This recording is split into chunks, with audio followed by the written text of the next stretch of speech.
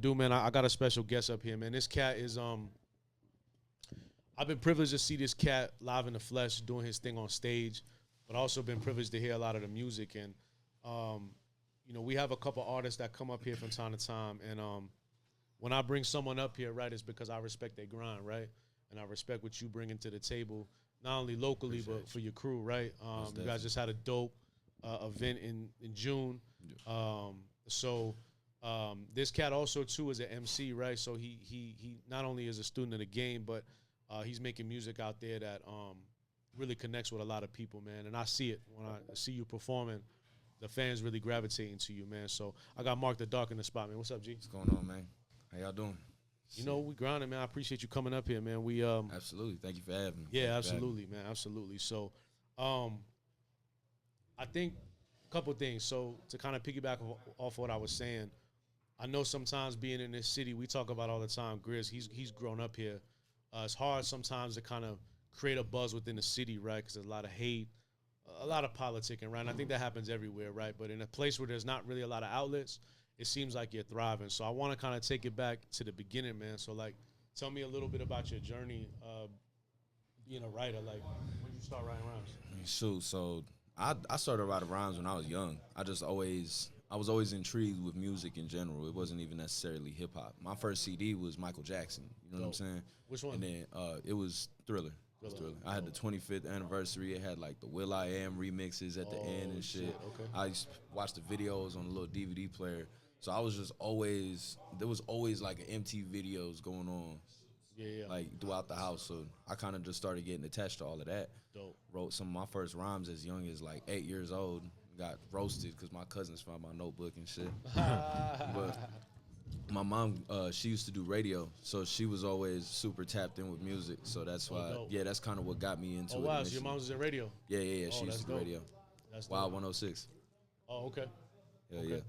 Okay. So that was a local spot here? Yeah, it was out here. And then eventually, when I was 3, we lived in Nevada, out there in Las Vegas.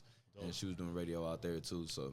That's dope. You know Kiss FM 97.3? Yeah. It was big in the 90s, and then 106 came and wiped them out, bro. Really? Like all through the late 90s, like early 2000s, bro. Oh, wow. They were, before like streaming and all that. But yeah, I remember 106 came through and completely wiped them out. Yeah. They turned into like a pop station out here for a little bit too. Wow. But yeah, that's dope. Yeah, that's right. cool. Yeah, that's dope. Big Mona. That's dope. You know, sometimes I think people who make music, right, there's usually that genesis period where they're like, you know, they have some sort of life experience where it introduces them to the music, right? Yeah, for sure. So that's dope. So what age were you when you started to write? When I started to write, I think I was probably like 8 years old, probably like 7 or 8 years old. Whenever Black and Yellow came out, that was the first shit I ever tried to write. Word? Because we didn't got no sports team out here. So I was like, shit, they got that for Pittsburgh. Okay. So I wrote fucking Red and Silver. Okay. My cousins found that. I still get text messages to this day about that shit. I'm never going to lay that down. But it started getting more serious like around like the end of middle school and then high school. Like really at the end of my freshman year, that's when I started telling people that I was writing. And then by 17, that's when I released my first track. Dope. And so we just been rolling since then. Dope. Talk a little bit about your influences, right? So I know all of us have a certain album or you know, a group of you know, MCs or artists that, you know, really inspired you to do what you're doing now. So who are some of your early influences coming up? Well, like I said, you know, that Michael Jackson was the first CD I had. And then we had a bootlegged version of College Dropout.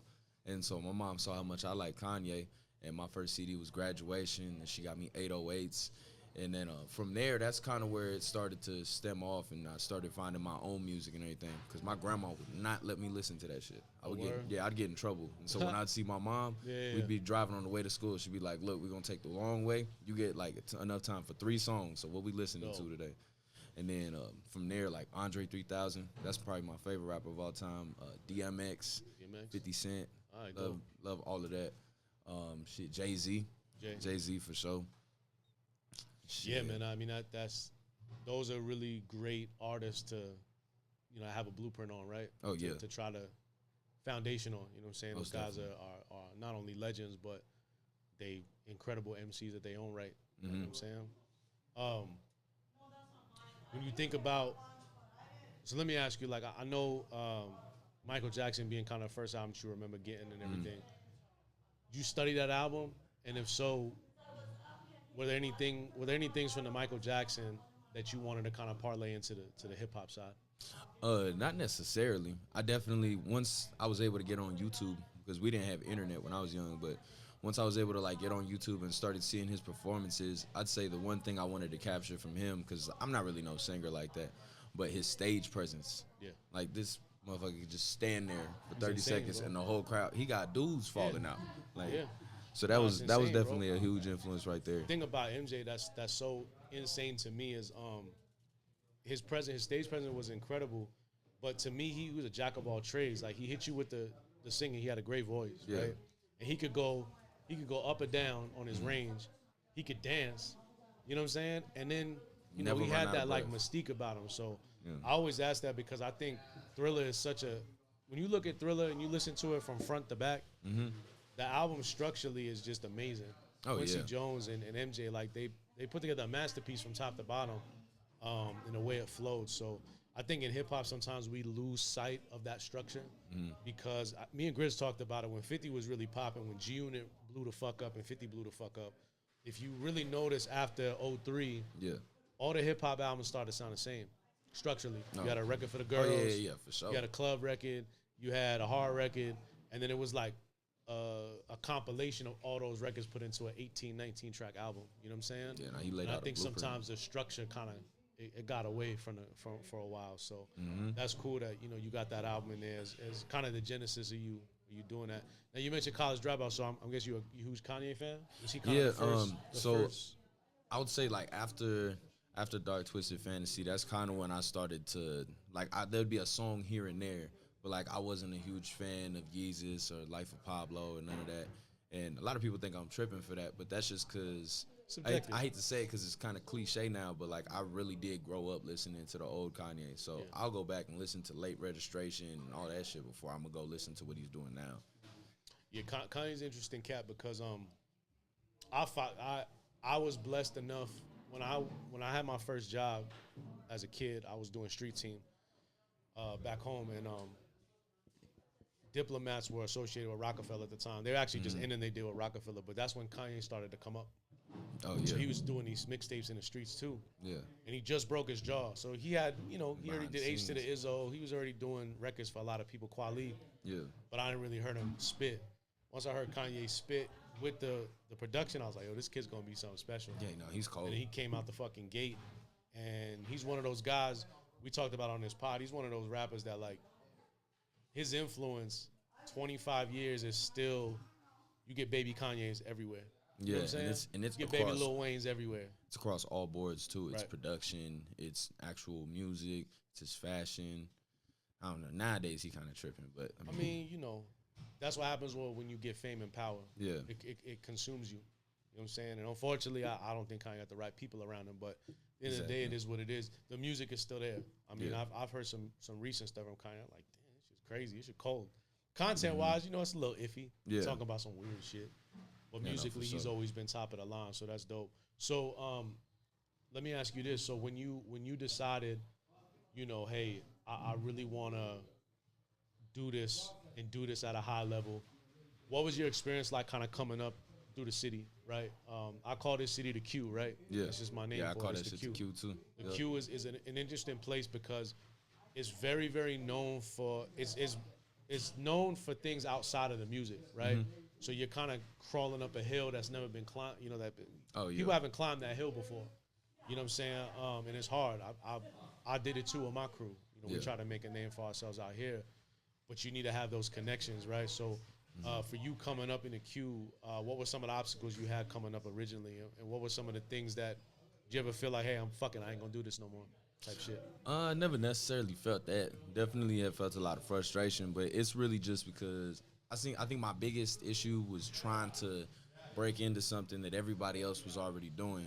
And because it's so competitive out here, and not really in a good way, the people who already had their name and they setting established, they're not really looking to let new people in because they know what they had to do to get to that. So rather than just opening up the gates for everybody, there's a lot of gatekeepers. So that's been one of the biggest things. Yeah, it's crazy. I did back in it's probably like '05. I'd probably say like '06 to like 2010, 2012-ish. You know, I had a crew that we was doing, and I had a bunch of rappers that we would have underneath my umbrella, and I kind of held down the behind the scenes shit. Yeah. And I had, you know, a couple rappers. We had DZ, we had my brother Shame Dollars, we had my brother J Dot, and we was out here. Everyone was selling CDs, and I could never understand it from a consumer perspective. If I'm outside of a show, and you got a bunch of rappers that are wanting to pitch a CD, they're like, yo, buy this shit. I don't know who the fuck you is. Your work could be garbage. I ain't giving you my money. Yeah. So what we did is we pressed up 1,000 CDs, and we was giving away for free. Yeah. Just passing them out. Sometimes we see them on the ground. We see them in the trash. Oh, yeah, that shit You know what I'm saying? happens. That shit happens, but that's how we kind of created a buzz, right? Because I knew from a mixtape perspective, my experiences with the mixtapes throughout the years is for promotional use only. Yeah. These people want to hear the music. They don't necessarily want to pay until you build up a fan base, right? Exactly. So it was hard for us to do it at first, you know what I'm saying? But you keep pushing, you keep elevating. I see you do a lot of shows lately, man. How's that been for you? Oh, man, it's been great. You like being on stage? I love it. I love it. I'd say since like the summer of last year, that's when we did Benny the Butcher, and that's when I did 310 Baby. It's supposed to be OGZ too. But last summer was cool, and so I just vowed that like this was gonna be the first year where we actually throw our own shit, so I can put money in my homies' pockets and stuff. Yeah, I saw that, man. Start Salute selling to the you. brand and everything. Yeah. Like I'm gonna post a recap for the show probably later today. Like I finally jumped in the crowd and shit, so. No. Yeah, no, it's something different about being on stage. That's my favorite part about making music. It is, man. Being on stage is something special, man, because you get that energy from the crowd and it fuels you. You know what I'm saying? If you haven't been on stage to perform, it's hard to explain. I mean, but you got to be up there with confidence, though. Like my first performances wasn't all that. You know what I'm saying? But once Takes practice. Yeah, and you got to love the music you performing, too. Absolutely. And once I started realizing that I was getting more in my bag, I'm excited to share that with people. You know what I'm saying? No, I think it shows, man. I think, you know, it's funny. I had seen, the reason I want you up on the show, because you called my eye recently, was because of the show. I was thinking about it. I'm like, I see the SWS, I see the shirts, I seen you on socials, and I was like, I don't see a collective doing a show somewhere. Yeah. I never seen that. Because a lot of these guys in the city, they'll wait for a big artist to come, try to inch their way into an opening act. Exactly. You don't know what kind of shit you got to do. You don't know if you got to bend over, swallow, suck, spit, gargle. You don't know what you got to do. And then you end up usually getting the shit in the stick when you open up for artists. So for you coming together with your crew and actually doing a show, that's fire, bro. Yeah. That's you putting your destiny in your own hands and saying, yo, I'm going to do this shit. You being independent. You're not relying on nobody but yourself and your talent. Yeah. And the idea behind that, too, really is like, I think one of the main struggles of opening up for other artists is you performing for their fans. Like, they paid money to see this person. They could really care less who's on stage before unless you're the one that brought them to the show. Yeah. And so that was the case. Like, I started noticing when we did the Benny show, like, I got a bunch of people in there. We did the yellow Southwest Soldier shirts. You just see yellow all throughout the crowd. And so those were my fans. They came to see me. A lot of them left before Benny came out, which is still crazy. I would stay for that. But, like, it's different. Your fans are your fans. I noticed that when I seen you at Juneteenth, shout out to my brother Cali Soul, man. I went to go see him perform. And, that's my dog. Cali's been a guy that I kind of put underneath my wing for a little while because I want him. He's got a unique sound to the city, but he's also got that fans as well. And then I seen you moving around with your crew, and I was like, oh, you bubbling. You starting to get it. You starting to get that momentum. So I wanted to have you up here to be on my platform to let the people know who you are and showcase the skills. You know what I'm saying? So tell me a little bit about projects, man. You got any projects on DSPs, and when did you start putting out actual projects? So I think it was 2023. That's when, because I was I should probably mention that I was in a rap group right after high school for a couple years. Wasted a lot of time. It's still all love to them, but we just wasn't doing nothing. So I dropped my first project with my producer, Fari. That's really, me and him is the ones that kind of started this whole thing. But that was Mile High Club. And then we did a small EP called First Blood after that. Then from there, it was just singles. He did a project where, you know, he kind of curated the whole thing. And that's Fari and Friends. Then I just did Time Flies earlier this year in February with Jay Trav. And then Furlease is the most recent project that I put out, and that's with Rylan Oz. That one's, if you like hip-hop, go to that one for sure. You just dropped the video too, right? Yeah. What's the name of that record? That was Southpaw. Okay. Yeah, and then I got a video. Tough, man. I got a video coming out for Local too from my Time Flies project. I just got that back.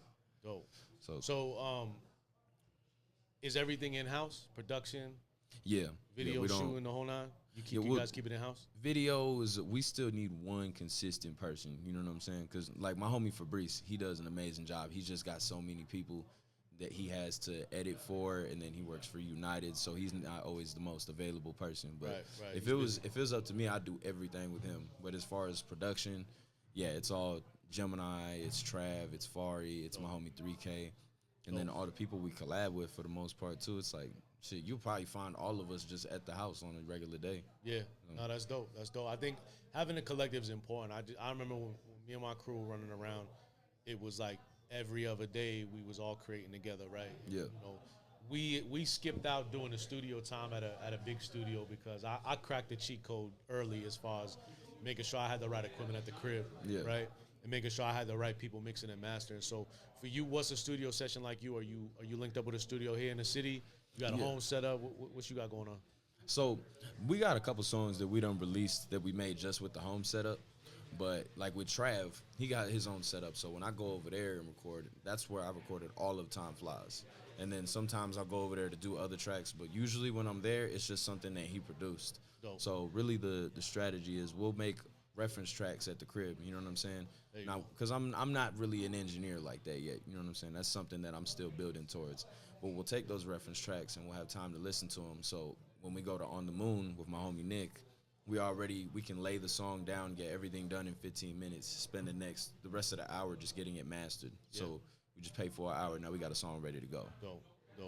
No, that's good, man. Mixing and mastering is so important because I tell artists all the time, like, you start pitching your records to DJs and you start getting up to some of the high-level DJs in the industry. Yeah. That's one thing. If it don't sound right, they ain't gonna play it. Yeah, you don't want to blow nobody's speaker too. Yeah, you want to make sure that mix and mastering is something that you pay attention to and have the right people to do it. You know what I'm saying? Most definitely. So that's dope.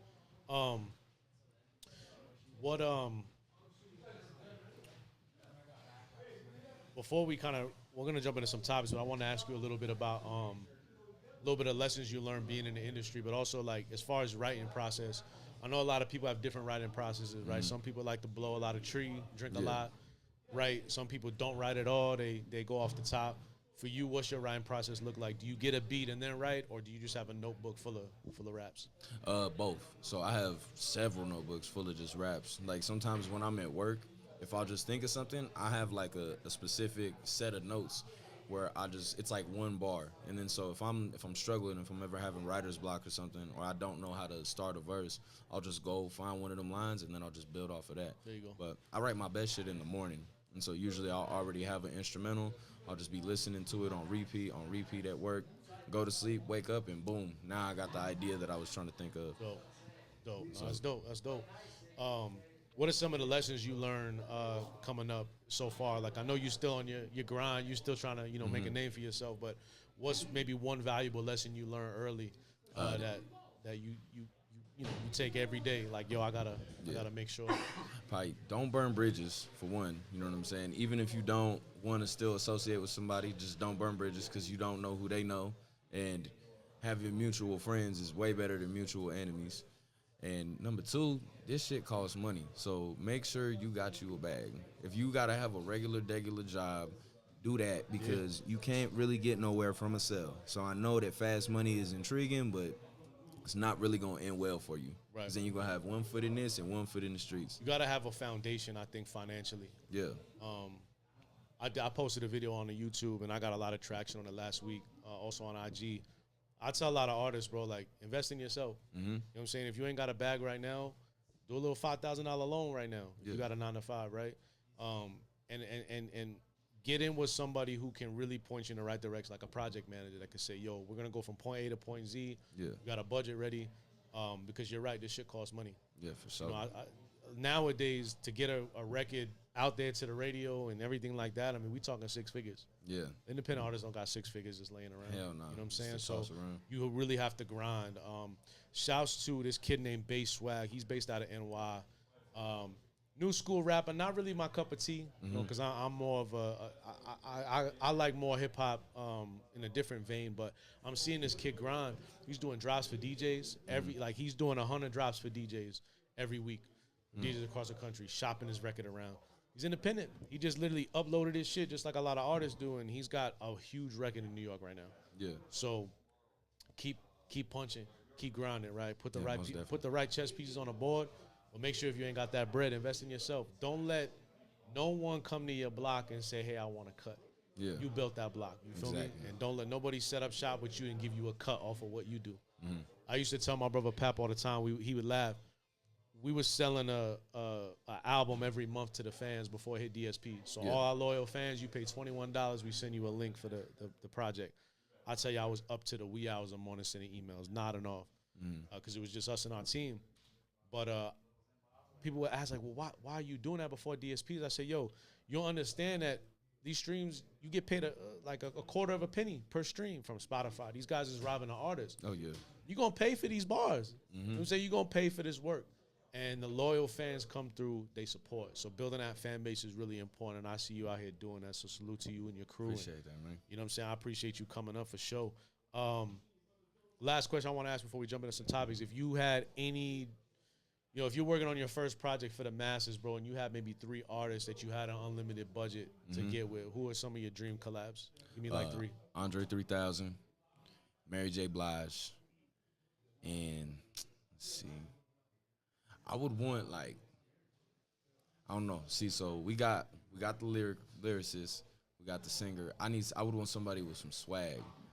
But so I want to say Snoop, but really who I'm thinking of, I would want Scarface. Yeah. Scarface. That would be tough. Okay. That's dope. I love Scarface. Yeah. One of my favorites, man. So that's dope. Nah, man, keep pushing. I think, like I said, I think a lot of the time artists get discouraged because we do come from, a lot of the people that come up here are from this city, right? They've been here since day one, and they're trying to make a name for themselves. Remember that when there's competition within the city, always look at it as a competition with the music. Don't try to compete with them on a street level. Don't try to compete with them on any other level than on this mic, because that's what's going to help you show, improve, and get your confidence up, right? I dealt with that shit with my collective, too. We had a lot of – it was stupid beef. You go to a club, then you see this other rap crew. It's stupid shit. It's childish shit. So – always think above that and overstand that shit, because you are going to have to deal with that, but it's how you react to it that makes you set yourself apart from the rest of the pack. You know what I'm saying? So keep grinding, keep doing your thing, and you know what I'm saying? You always got a platform up here. Just remember that. So I tell everybody who comes up here, you got a single or album, you want to promote some, hit us. You know what I'm saying? Hit us. Oh, most definitely. You're more than welcome to come up here and promote what you got. You know what I'm saying? Because we support motherfuckers that do this shit for real. Yeah. You know what I'm saying? And I'm going to begin with that love this shit. I know you love this shit. Oh, yeah, you know what I'm most saying? definitely.